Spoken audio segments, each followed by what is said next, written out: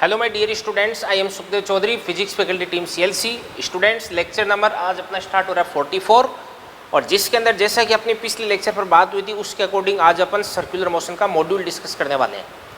तो मैं उम्मीद करता हूं कि आपने सर्कुलर मोशन की स्टेज 1, 2 और 3 इसके सारे के सारे क्वेश्चंस आपने सोल्व कर लिए होंगे और स्पेशली जो क्वेश्चंस मैंने आपको टिक करवाए थे वो क्वेश्चंस तो आपने अच्छे से कर ही लिए होंगे।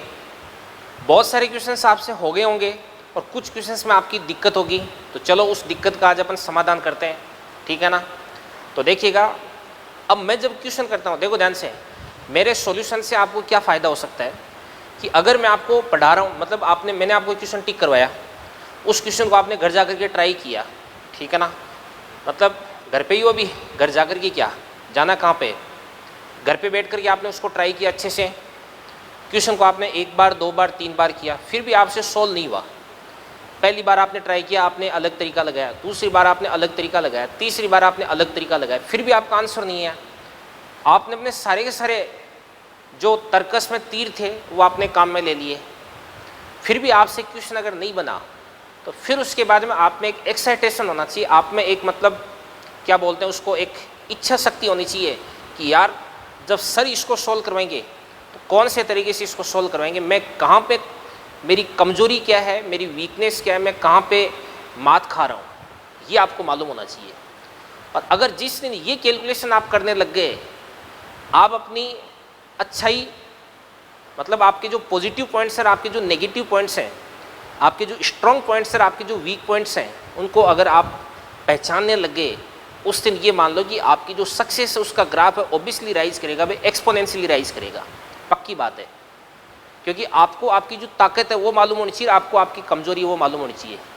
क्योंकि ताकत है उससे अपन क्या कर सकते हैं, अभी अपन एक्स्ट्रा पॉइंट्स गेन कर सकते हैं, और अपन अपनी जो कमजोरी अगर अपने को मालूम है तो वहाँ पर अपन ज़्यादा मेहनत करके उस कमजोरी को अपन दूर कर सकते हैं, ठीक है ना।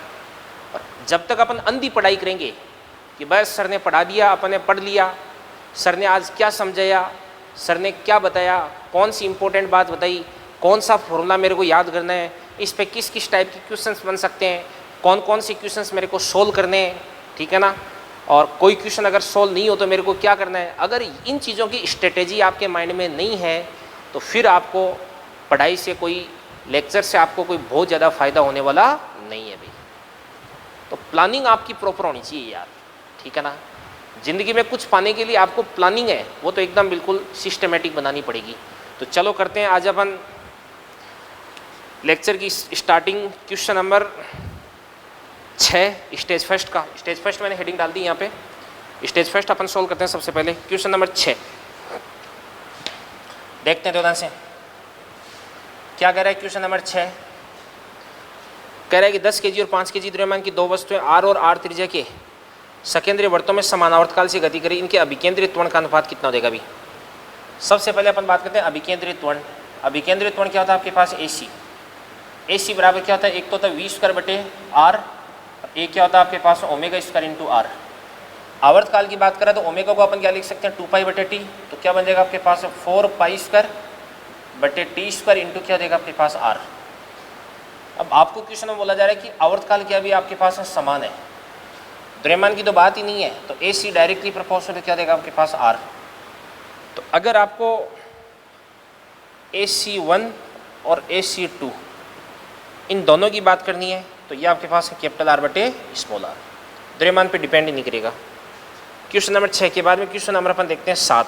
क्या करे, देखो, घड़ी की मिनट वाले कांटे और घंटे वाले कांटे की कोणीय चाल का अनुपात कितना हो जाएगा, ये अपन कर सकते हैं। मैंने आपको मिनट वाला, सेकंड वाला और घंटे वाला तीनों जो सुइयाँ उनका कोणीय वेग आपको बता रखा है, कर लेना आप अपने आप ही। इसके बाद में क्वेश्चन नंबर 8 देखो क्या कह रहे हैं। 8, बिजली के पंखे की पंखुड़ियों की लंबाई कितनी है, भी उसकी अक्ष से मापने पर 30 सेंटीमीटर है और पंखा 1200 RPM से घूम रहा है, तो पंखुड़ी की नोक का त्वरण कितना हो जाएगा। भी सुनो मेरी बात ध्यान से, देखो ऐसा है कि सबसे पहले त्रिज्या कितनी हो जाएगी 30 सेंटीमीटर, मतलब कितना हो जाएगी आपके पास है 0.3 मीटर। और इसके बाद में ओमेगा की बात करते हैं, कोणीय वेग की बात सुनना भी, ये कितनी हो जाएगी 1200 RPM। मतलब क्या हुआ कि पंखा 1 सेकंड के 1 मिनट में 1200 चक्कर काट रहा है, अब 1 मिनट में 1200 काट रहा है तो 1 सेकंड में कितने काटेगा? 60 का भाग लगाओ। ये आपने लगा दिया 60 का भाग। तो अब आपके पास आ गया आरपीएस, यानी रिवोल्यूशन पर सेकेंड, यानी चक्र प्रति सेकेंड। 1 सेकेंड के चक्कर आ गए और इसके बाद इसको 2 पाई से मल्टीप्लाई कर दो, कोणीय वेग आपको तब प्राप्त होगा अभी। तो कितना देगा आपके पास में? तो 1200 बटे 60, तो कितना देगा आपके पास में? तो 20 हो गया ना, 20। तो 20 को 2 पाई से, तो ये आपके पास हो जाएगा 40 पाई। और अपन जान देंगे त्वरण AC, ए बराबर क्या हो जाएगा आपके पास? AC बराबर क्या होता है? Omega square into R. Value put कर दो, आंसर आ जाएगा। क्वेश्चन नंबर 8 के बाद में अपन अगला देखते हैं क्वेश्चन नंबर 18। क्या कह रहा है अभी क्वेश्चन नंबर 18? देखो, 1.6 मीटर लंबी डोरी से बंधी जल से भरी बाल्टी को ऊर्ध्वाधर वृत्त में अचल चाल से घुमाया जाता है। ओके, मतलब बाल्टी है ना, ऊर्ध्वाधर तल में घूम रही है, एक समान चाल से घूम रही है।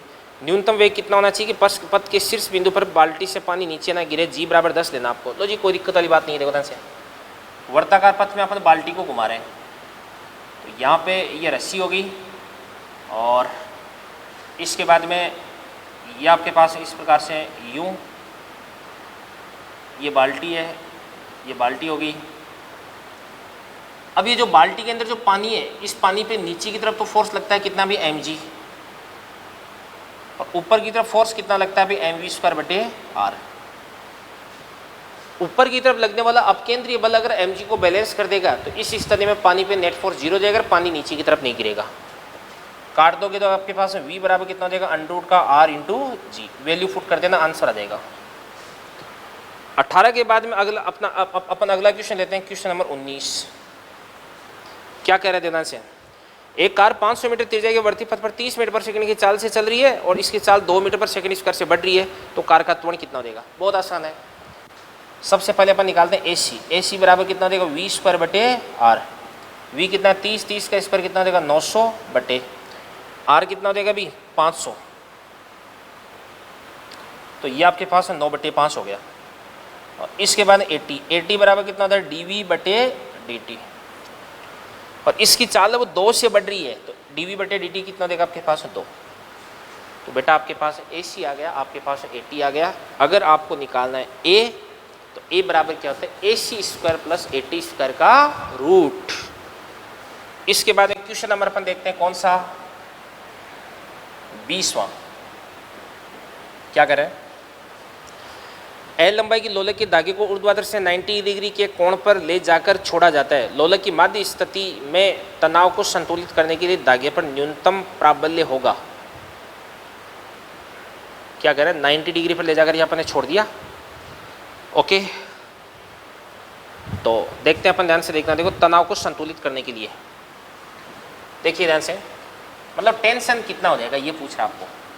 धागे को यहाँ से आपने छोड़ा, धागा जब यहाँ पे पहुँचता है तो यहाँ पे लंबाई कितनी देगी इसकी? L, ये लंबाई L।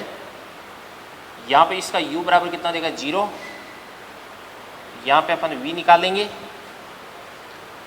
तो इस पे नीचे की तरफ तो क्या लग जाएगा? एक तो लग जाएगा mg, और एक नीचे की तरफ क्या लग जाएगा आपके पास? mv² बटे L। ऊपर की तरफ क्या लग जाएगा आपके पास? t। यहाँ से आपके पास t बराबर कितना देगा? mg प्लस mv² बटे L। v बराबर कितना था? अंडर रूट का 2gh।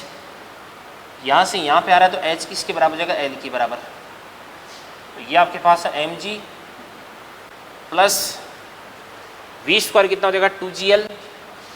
तो कितना देगा आपके पास है? 2mg। तो 2mg प्लस mg बराबर कितना देगा आपके पास में? 3mg। तो आंसर कितना देगा आपके पास में? 3mg। एक बार क्वेश्चन नंबर 20 का ऑप्शन पीछे देख लेता हूँ क्या कह रहा है ये, क्योंकि क्वेश्चन की लैंग्वेज थोड़ी सी कम समझ में आ रही है ना। तो क्वेश्चन नंबर स्टेज फर्स्ट का क्वेश्चन नंबर 20 आंसर दे रहा है इसका 2 यानी 3mg, मतलब टेंशन ही पूछ रहा है एक प्रकार से, ठीक है ना। इसके बाद में बेटा अपन अगला क्वेश्चन देखते हैं, क्वेश्चन नंबर 21। क्या करे? देखो, L त्रिज्या की ऊर्ध्वाधर वृत्त में उच्चतम बिंदु की स्थिति पर डोरी में तनाव शून्य होने के लिए निम्नतम बिंदु पर न्यूनतम वेग कितना होना चाहिए? √5gl। बस h ऊंचाई से छोड़ा गया एक गुटका चित्र में दर्शाए गए पथ का अनुसरण करता है। यदि वर्ताकार मार्ग की त्रिज्या आर है तो ऊर्ध्वाधर वृत्त पूर्ण होने के लिए कौन सा संबंध सही होगा? कोई दिक्कत वाली बात नहीं है। देखो ये आपके पास एच हाइट दे रखी है, एच हाइट से ब्लॉक जब इसके बॉटम पर पहुंचता है यानी वर्ताकार पथ के निम्नतम बिंदु पर पहुंचता है तो इसका वेग कितना हो जाएगा? √2gh। तो वेग हो जाएगा आपके पास √2gh। और ये जो वेग है ना, ये अगर √5gr से बड़ा हुआ तो ये वर्ताकार पथ को पूर्ण कर पाएगा। तो ये आपके पास हो जाएगा √5gr। तो रूट से रूट को काट देंगे, जी से अपन जी को काट देंगे, तो यहाँ से आपके पास h greater than equals to 5r/21वां हो गया, सॉरी 22वां हो गया ना। 22 के बाद में 23वां देवदान से क्या करे?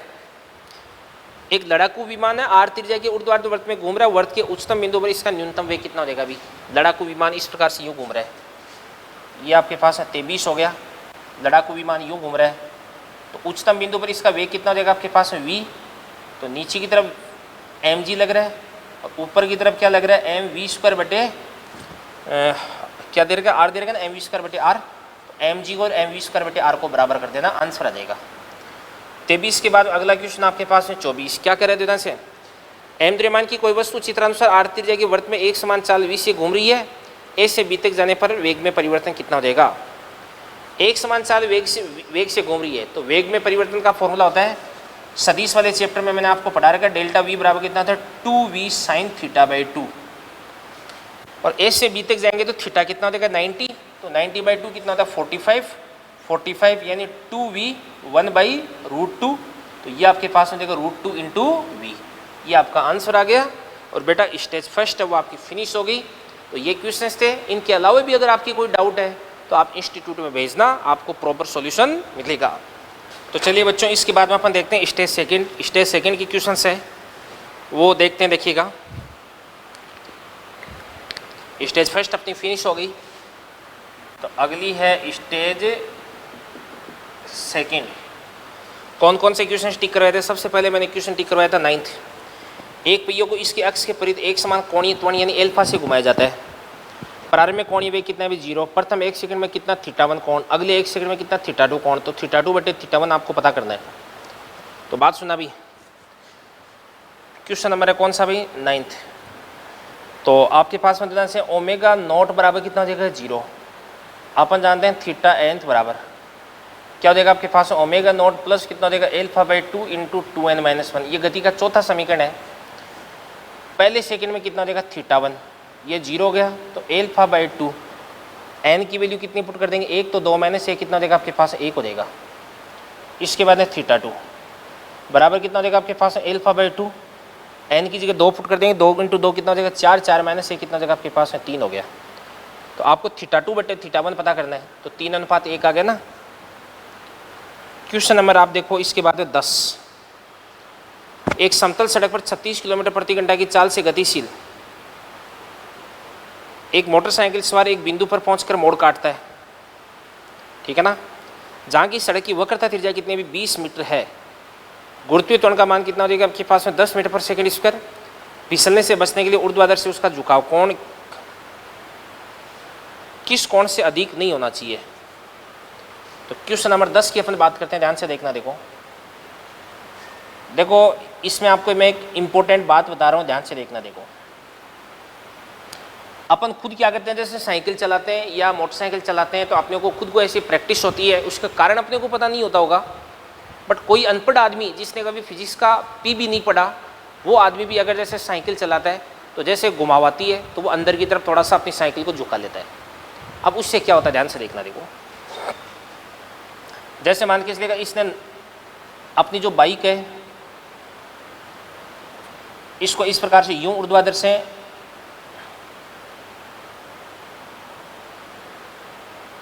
किसी कोण थीटा पे इसने अपने आप को झुका लिया, बाइक को थीटा कोण पे झुका लिया भाई, ठीक है ना। अब इस पे कौन कौन से फोर्स लगते हैं देवदान से? इस पे इस प्रकार से यूं झुकाएगा, क्यों? ताकि इसका नॉर्मल रिएक्शन फोर्स अभिलंब प्रतिक्रिया बल है वो भी झुक जाए। नॉर्मल रिएक्शन फोर्स इधर की तरफ आ जाएगा n। अब इस पे नीचे की तरफ तो क्या लग जाएगा अभी mg,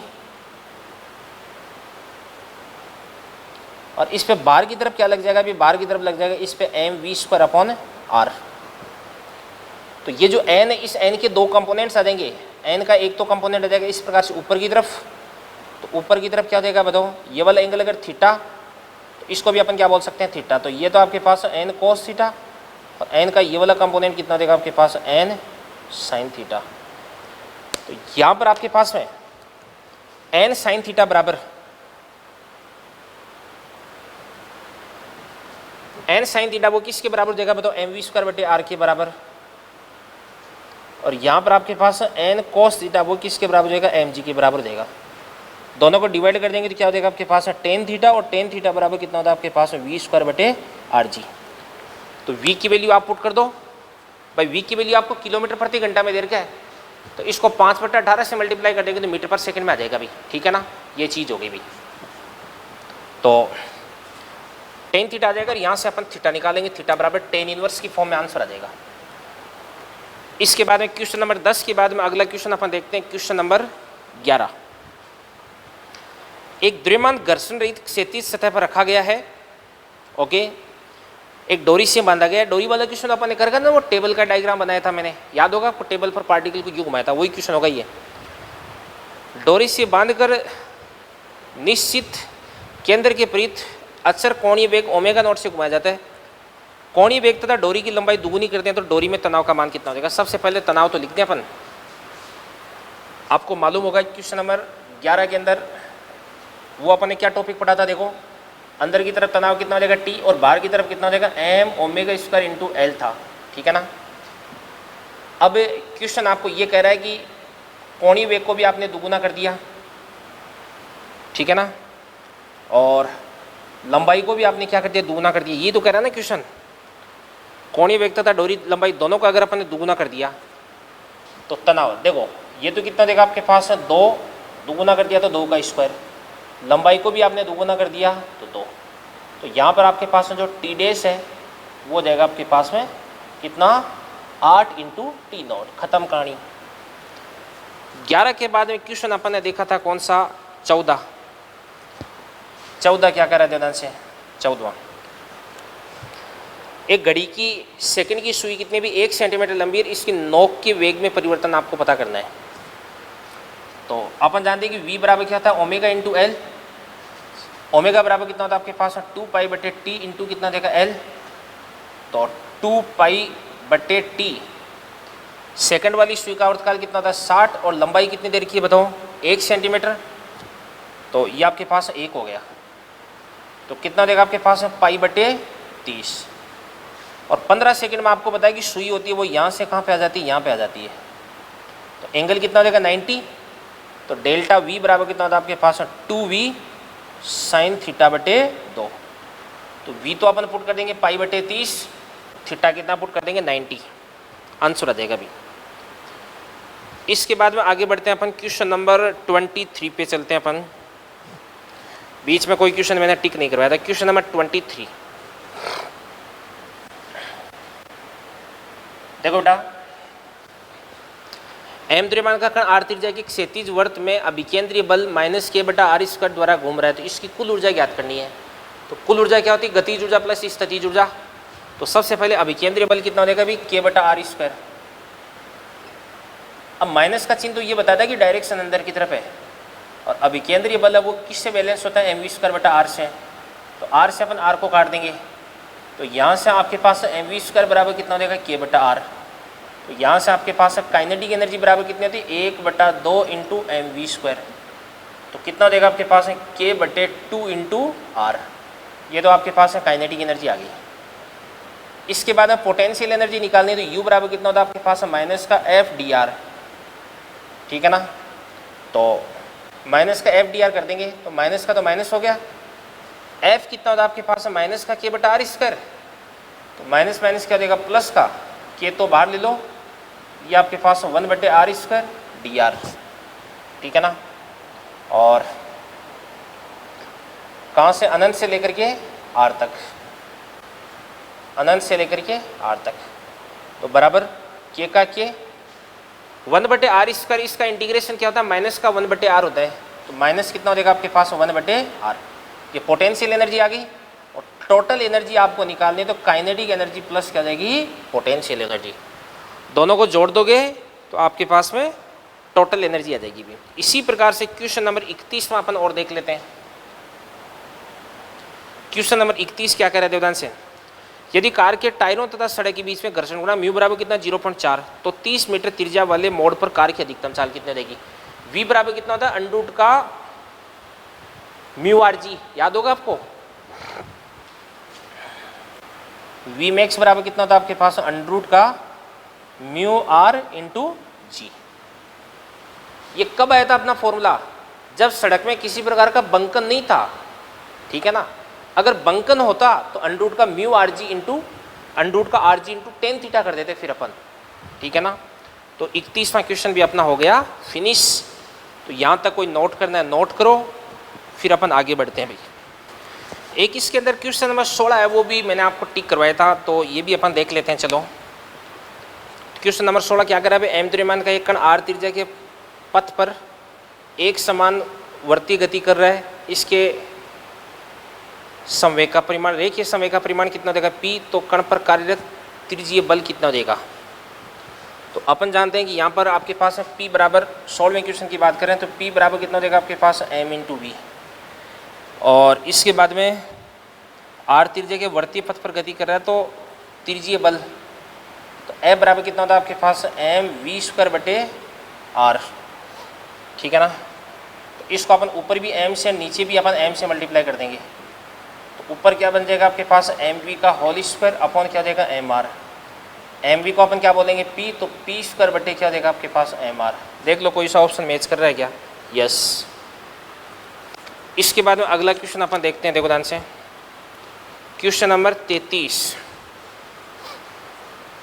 तो क्वेश्चन नंबर 33 क्या कर रहा है देवदान से, एम द्रव्यमान का कोई कण आर त्रिज्या के क्षैतिज वृत्त में एक समान चाल v से गति कर रहा है, एक बिंदु से प्रारंभ कर व्यास के विपरीत बिंदु पर पहुंचने पर यहाँ से यहाँ पे इसका वेग कितना हो जाएगा अभी v, द्रव्यमान कितना है m।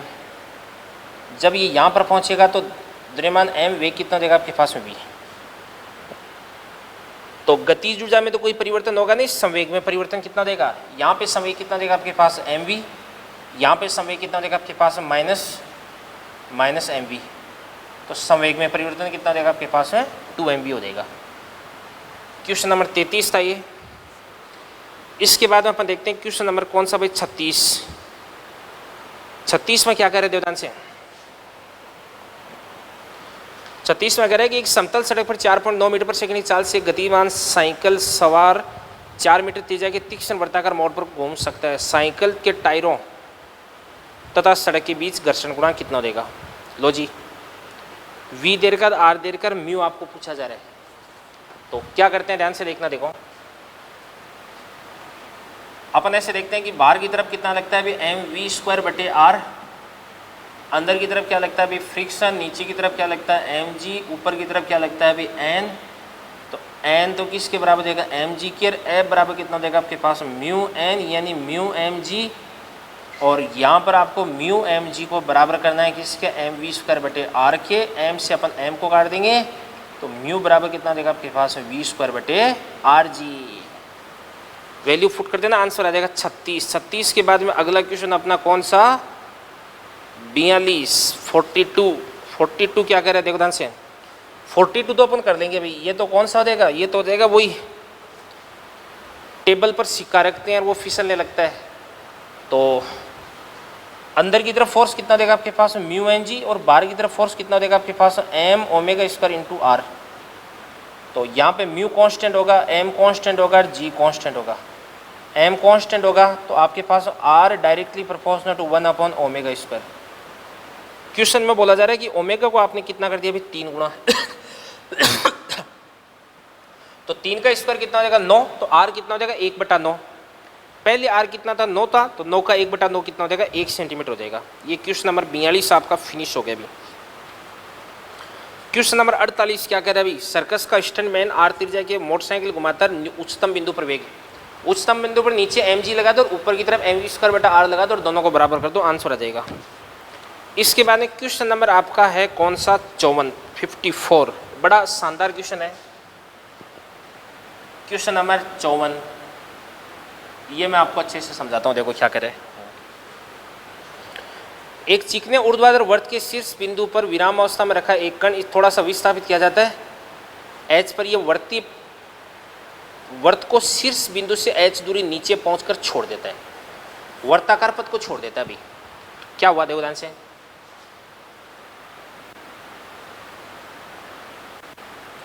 ये ऐसे मान लो यहां पे पार्टिकल है, पार्टिकल को हल्का सा एक पुश देते हैं अपन, तो यहाँ पे ऐसे मान लो कि यहाँ पे u बराबर कितना देगा आपके पास है 0। यहाँ पे मान के चलेगा पार्टिकल वर्ताकार पथ को छोड़ देता है, तो देख सकते हैं अपन, देखो मान के चलेगा पार्टिकल का यहाँ पर पहुँचने पर जो वेग है वो वेग कितना देगा v। यहाँ पे पहुँचने पर वेग कितना देगा आपके पास में v, तो इस पे नीचे की तरफ तो कौन सा फोर्स लग जाएगा अभी mg, बाहर की तरफ इस पे कौन सा फोर्स लग जाएगा अभी mv² बटे r। ये वाला एंगल कितना देगा मान के इसलिएगा थीटा, तो ये भी कितना देगा आपके पास है थीटा। तो इस mg का इधर की तरफ ये वाला जो कंपोनेंट है, ये वाला कंपोनेंट कितना देगा आपके पास में mg cos थीटा, और इधर की तरफ आपके पास है नॉर्मल रिएक्शन फोर्स लग जाएगा अभी n।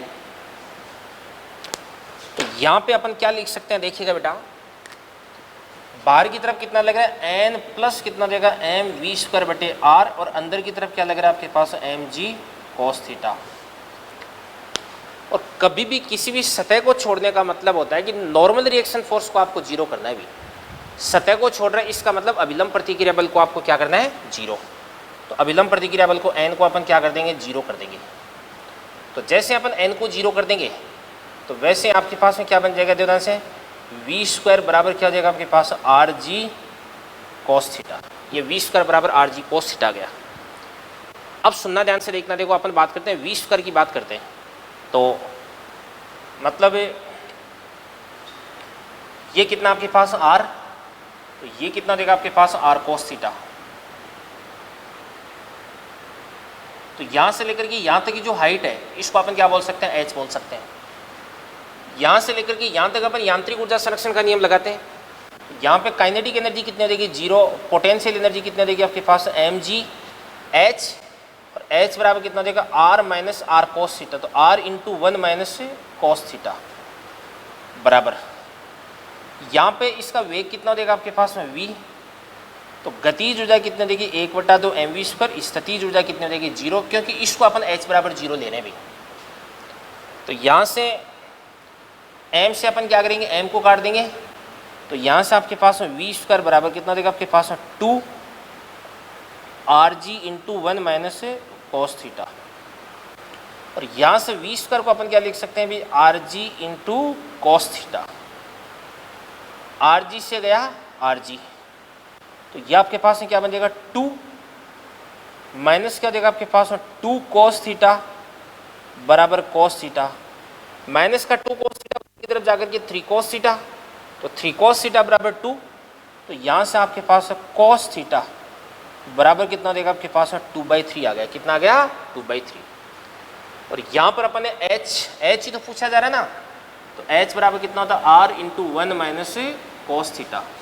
तो r का r into 1 minus cos theta कितना गया आपके पास में 2/3, 1 माइनस 2/3 कितना होता है 1/3, तो आंसर हो जाएगा आपके पास r/3। तो ये था आपका क्वेश्चन नंबर 54।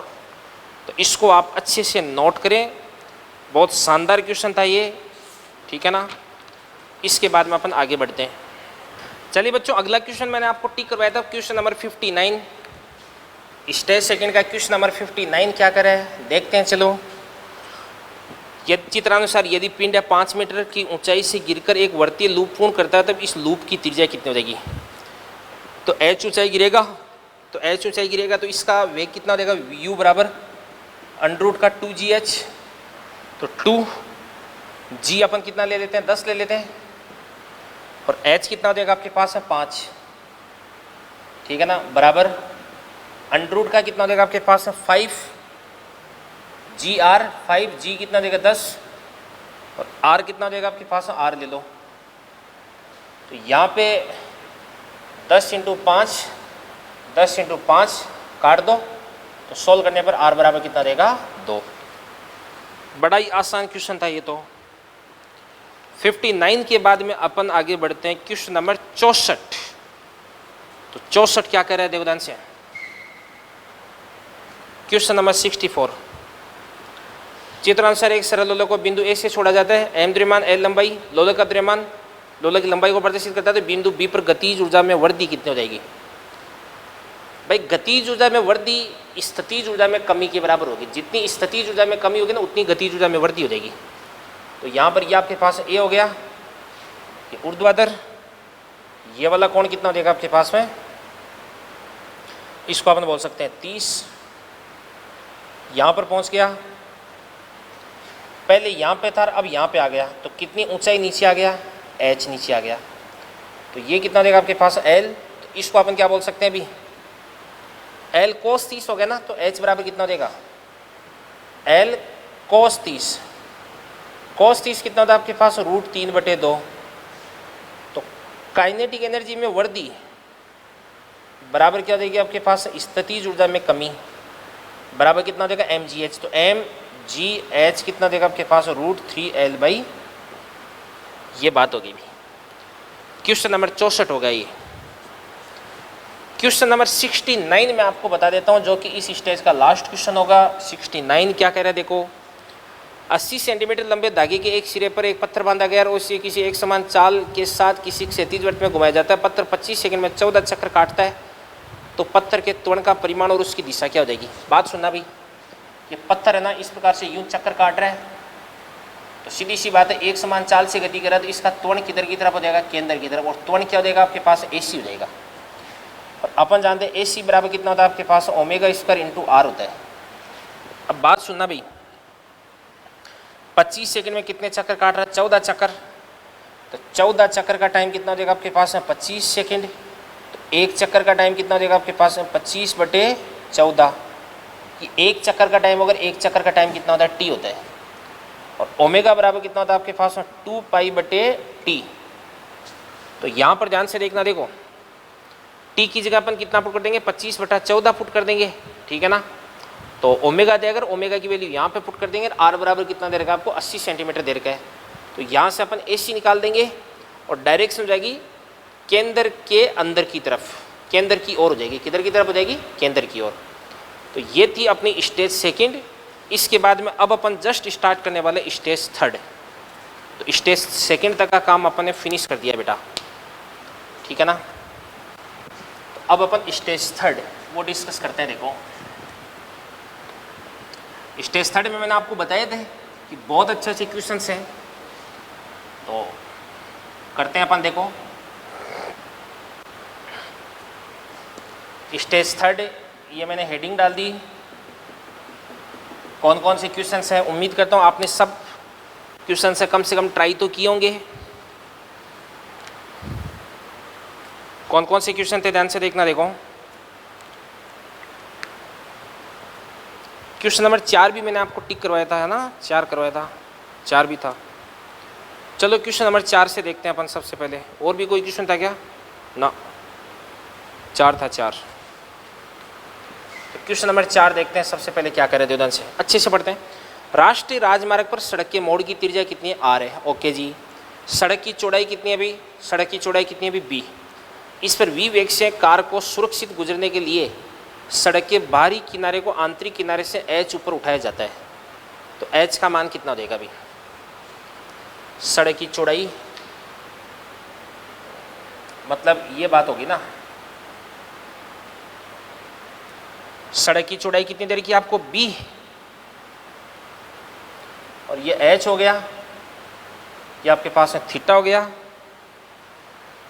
और कितना ऊपर उठाया जाता है सुरक्षित गुजरने के लिए? मेरे को याद आ रहा है कि v बराबर कितना होता है? v² बराबर कुछ rg tan थीटा नहीं आ रहा था क्या? तो यहाँ से आपके पास v² बराबर rg tan थीटा। अब tan थीटा बराबर कितना होता है आपके पास? बताओ। tan थीटा बराबर होता है लंब बटे आधार। यार फिर है ना, इस सड़क की चौड़ाई b है ना, वैसे ये होती है, बट सड़क की चौड़ाई ये वाली चौड़ाई दे रखी है आपको ना, ये वाली चौड़ाई दे रखी है। तो टेन थीटा बराबर क्या होता है, लंब बटे आधार। तो लंब कितना हो जाएगा आपके पास, एच बटे क्या हो जाएगा आपके पास है बी। तो एच का मान कितना हो जाएगा, एच बराबर बी वी स्क्वायर अपॉन क्या हो जाएगा आपके पास है आर जी। ऐसा ऑप्शन जा रहा है क्या, B V square upon R G. देखो ध्यान से, सड़क की चौड़ाई तो आपको पता है एक्चुअली ये होती है, बट अगर ये होती तो फिर उसके बाद में टेन थीटा निकालने के लिए अपन लिखते हैं H upon root of B square minus H square. ऐसा कोई ऑप्शन मिलता नहीं, तो फिर सड़क की चौड़ाई अपने को ये माननी पड़ेगी। थोड़ा बहुत सेंस ऑफ ह्यूमर तो आपका होना ही चाहिए। तो चलो बच्चों, इसके बाद में अपन अगला क्वेश्चन देखते हैं। क्वेश्चन नंबर 7, स्टेज थर्ड की अपन बात कर रहे हैं। तो यहाँ पे मैं लिख देता हूँ स्टेज थर्ड, और इसके बाद में क्वेश्चन नंबर 7 की अपन बात करते हैं। ध्यान से देखना, देखो क्या करे। ये कह रहा है कि 2.5 मीटर त्रिज्या के वर्त में नियत वेग से घुमाए जा रहे धागे के अधिकतम और न्यूनतम तनाव का अनुपात 5:3 दे रखा आपको। तो इसका वेग कितना देगा भाई। जैसे अगर आप किसी धागे से किसी चीज़ को बांध करके घुमाओगे तो यहाँ पे जो तनाव है, यहाँ पे तो तनाव कितना देगा आपके पास, एम वी स्क्वायर बटे एल प्लस क्या देगा आपके पास एम जी। और यहाँ पर जो तनाव है वो कितना देगा आपके पास है, टी बराबर एम वी स्क्वायर बटे एल माइनस क्या देगा आपके पास एम जी देगा। अब यहाँ पे इसको अपन क्या बोल सकते हैं भी, टी मैक्सिमम, और यहाँ पे इसको अपन क्या बोल सकते हैं भी, टी मिनिमम बोल सकते हैं। आपको बोला जा रहा है कि अधिकतम और न्यूनतम तनाव का अनुपात कितना है भी, 5:3 है। तो यहाँ से अपन लिख सकते हैं कि T maximum upon T minimum बराबर मैक्सिमम कितना देगा आपके पास, एम वी स्क्वायर बटे L plus M G, M V square बटे एल माइनस क्या देगा आपके पास एम जी बराबर क्या हो जाएगा आपके पास, 5/3 हो जाएगा बेटा। तो यहाँ पे अपन m को कॉमन लेकर के काट देंगे, फिर उसके बाद क्रॉस मल्टीप्लाई कर देंगे। g की वैल्यू अपन कितने फुट कर देंगे भाई, 9.8 फुट कर देंगे, ठीक है ना। और फिर उसके बाद में यहाँ से l की वैल्यू कितनी फुट कर देंगे अपन, 2.5। तो आपको v का मान प्राप्त हो जाएगा भाई, ठीक है ना। इसके बाद में अपन देखते हैं क्वेश्चन नंबर 8। क्वेश्चन नंबर 8 ये कह रहा है कि एक L लंबाई की नलिका में m द्रव्यमान का S संपीड़ित द्रव्य भरा है और नली के दोनों सिरों पर बंद है। एक सिरे के सापेक्ष ओमेगा कोणीय वेग से घुमाया जाता है, तो द्रव्य द्वारा दूसरे सिरे पर आरोपित बल कितना देगा भी। ध्यान से देखना, देखो ये अपन बात करते हैं। ये अपने पास इस प्रकार से कोई भी एक नलिका होगी, इसके अंदर इस प्रकार से कोई लिक्विड भर का अपन है, और इसके सापेक्ष अपन क्या करते हैं, इस प्रकार से ओमेगा कोणीय वेग से घुमा रहे हैं। और नलिका की लंबाई कितनी हो जाएगी L, और द्रव्यमान कितना देगा आपके पास m हो देगा। तो इसके अंदर अपन ने लिक्विड भर का है, यहाँ पे आपके पास x बराबर कितना देगा भी 0, और यहाँ पर आपके पास x बराबर कितना देगा कैपिटल L, और इसके अंदर लिक्विड का द्रव्यमान कितना देगा m हो देगा। तो यहाँ से अपन एक काम करते हैं, x डिस्टेंस पर कोई भी एक अल्पांश बना देते हैं। ये अपन ने अल्पांश बना दिया, ठीक है ना। तो ये अल्पांश हो गया। अब आपको पता है कि यहाँ पे जो प्रेशर होता है, यहाँ पे जो बहुत बल होता है, वो क्या होता है, सबसे कम होता है। और जैसे जैसे अपन दूर की तरफ जाते हैं वैसे वैसे लिक्विड के कारण लगने वाला जो बल है वो बढ़ता जाता है, ठीक है ना। तो अपन क्या लिख सकते हैं, ध्यान से देखना, देखो अगर इस पे इधर वाला जो लिक्विड है उसका बल कितना देगा आपके पास F, तो इधर वाले लिक्विड का बल कितना देगा आपके पास F प्लस dF हो जाएगा, और इसके लिए जो लंबाई है वो कितना देगी आपके पास dx हो जाएगी। अब ये जो आपके पास अल्पांश है, ये मैंने अल्पांश बना दिया, देखो ध्यान से। L लंबाई का द्रव्यमान कितना देगा m, तो एकांक लंबाई का द्रव्यमान कितना देगा m बटा L, तो dx लंबाई का द्रव्यमान कितना देगा m बटे L इंटू dx हो जाएगा, ठीक है ना। तो इसका द्रव्यमान कितना देगा आपके पास dm बराबर कितना देगा m बटे L इंटू dx हो जाएगा। अब इस अल्पांश में अंदर से फोर्स लग रहा है कितना भी, बाहर अंदर से फोर्स कितना लग रहा है F, और बाहर से फोर्स कितना लग रहा है F प्लस dF लग रहा है, यानी नेट फोर्स है वो अंदर की तरफ आ रहा है, और नेट फोर्स अंदर की तरफ कितना आ रहा है बताओ, dF आ रहा है। कितना आ रहा है, dF। और बाहर की तरफ फोर्स कितना होता है, M omega square into are. तो अपन क्या बोल सकते हैं भी, एम कितना देगा, एम बटे एल इंटू कितना देगा डी एक्स, ये तो एम हो गया। इसके बाद में ओमेगा स्क्वायर इंटू आर, यानी इसकी जो रेडियस है वो कितने देगी आपके पास, एक्स हो जाएगी। तो यहाँ से अपन लिख सकते हैं कि डी एफ बराबर क्या देगा आपके पास, एम ओमेगा स्क्वायर बटे क्या देगा आपके पास, एल इंटू क्या देगा आपके पास, एक्स इंटू डी एक्स। और फिर उसके बाद इसका अपन इंटीग्रेशन कर देंगे, कहाँ से कहाँ तक, जीरो से लेकर के एल तक कर देंगे, ठीक है ना। तो आंसर आ जाएगा आपके पास, कौन सा आंसर आ जाएगा अभी, एम ओमेगा स्क्वायर एल बटे 2, फर्स्ट ऑप्शन आ जाएगा। चलो इसके बाद में क्वेश्चन नंबर अपन देखते हैं 9। क्वेश्चन नंबर 9 देखते हैं अपन, देखो ध्यान से क्या कह रहे हैं। 9 कह रहे हैं कि एल लंबाई की एक डोरी एक सिरे पर बंधी हुई है, ठीक है ना, दूसरे सिरे पर एम द्रव्यमान लटका हुआ है और डोरी स्थिर सिरे से गुजरने वाले ऊर्ध्वाधर अक्ष के परिचित चित्रानुसार 2/पाई चक्र प्रति सेकंड पूर्ण करती है, ठीक है ना, चक्र प्रति सेकंड पूर्ण करती है। तो आपको डोरी में तनाव पूछ रखा है अभी। तो ये आपके पास इस प्रकार से डोरी हो गई, और इसका डायग्राम बना देता हूं मैं।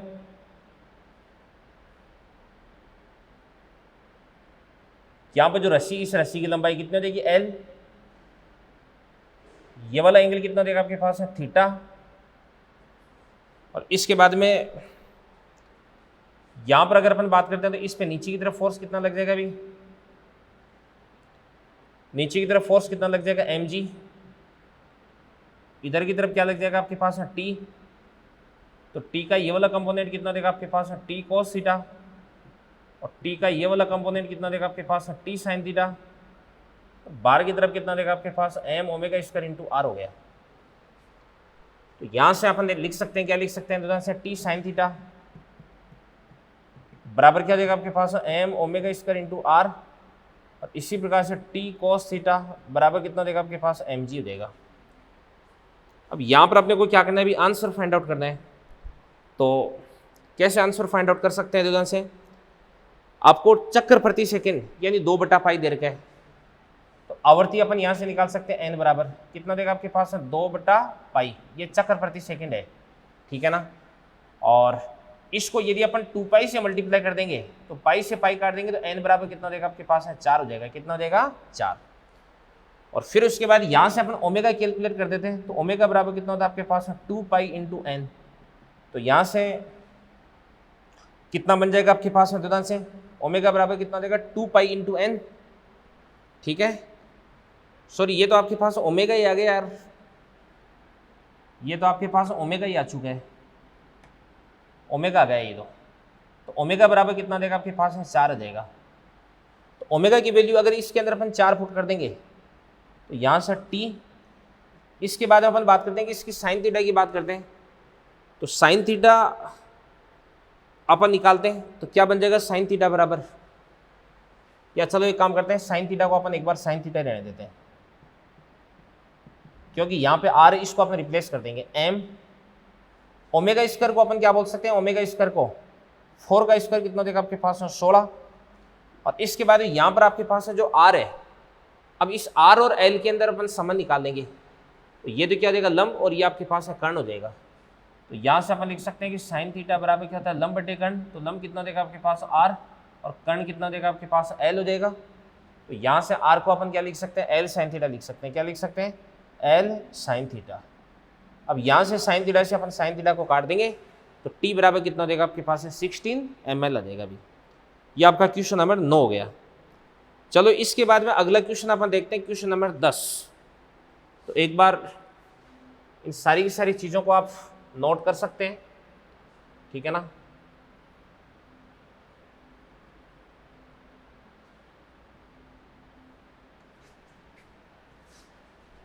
अगला क्वेश्चन अपन देखते हैं बेटा, क्वेश्चन नंबर 10। बढ़िया क्वेश्चन है ये भी, आप देखो।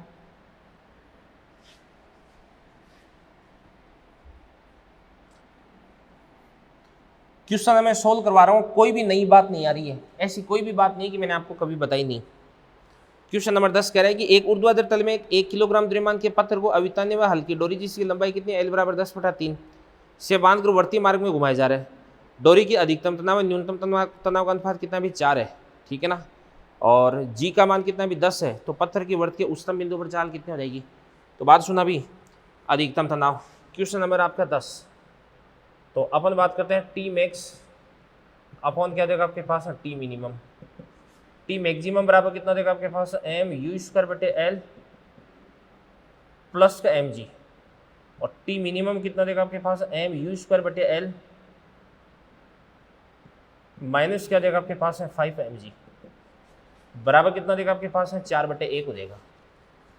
एम को तो अपन कॉमन लेकर के काट देंगे और क्रॉस मल्टीप्लाई करते हैं, तो क्रॉस मल्टीप्लाई करने से क्या बन जाएगा आपके पास है यू स्क्वायर बटे एल, एल की यू स्क्वायर बटे एल ही लिख देते हैं एक बार, यू स्क्वायर बटे एल, और इसके बाद प्लस कितना देगा आपके पास है जी, बराबर कितना देगा 4 यू स्क्वायर बटे एल, और माइनस कितना देगा बताओ 5 × 4 कितना देगा 20 जी बन जाएगा।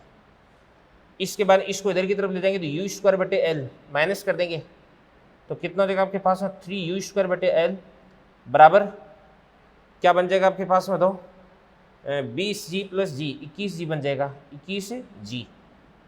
अब इसके बाद है 3/3 यू स्क्वायर, एल बराबर कितना दे रखा आपको 10/3, तो 10/3 बराबर 21, और जी बराबर कितना देगा आपके पास है 10 हो जाएगा। तो यहाँ से आपके पास में द्योदान से अपन बात करते हैं कि इसकी भी यू स्क्वायर की बात करते हैं, तो यू स्क्वायर बराबर कितना देगा देखो ध्यान से। सबसे पहले इसको अपन काट देते हैं, इससे कितनी बार जाएगा 7 बार, तो 7 × 10 कितना देगा आपके पास है 70, 70 × 10 कितना देगा 700, 700/3, तो यू स्क्वायर बराबर क्या देगा आपके पास है 700/3। कोई कैलकुलेशन मिस्टेक तो नहीं होगी ना, देख लेना आप। अब आपको पत्थर के उच्चतम बिंदु पर चाल पूछ रहा है, तो उच्चतम बिंदु पर चाल कितने देगी बताओ, v बराबर यू स्क्वायर माइनस क्या होता है आपके पास है 4gl होता है, आपको फॉर्मूला तो याद होगा भी। तो यू स्क्वायर अपन निकाल चुके हैं कितना 700/3 माइनस 4g कितना देगा 10, l कितना देगा आपके पास है 10/3 हो जाएगा। तो कितना देगा आपके पास में देवदान से 100, 400, 400/3, तो 700/3 माइनस 400/3 कितना देगा आपके पास में, तो 300/3, और 300/3 यानी 100, और 100 का रूट कितना देगा आपके पास है 10, तो आंसर कितना देगा बेटा इसका 10। ओके, ये था क्वेश्चन नंबर आपका 10। इसके बाद में आगे बढ़ते हैं अपन, देखो और कौन कौन से क्वेश्चन इसके अंदर मेरे को करवाने हैं। चलो अगला क्वेश्चन मैं इसके अंदर आपको करवा देता हूँ, क्वेश्चन नंबर 11। क्वेश्चन नंबर 11 क्या करे, एक छोटे गुटके को चित्र में दिखाए अनुसार 4 मार्ग है।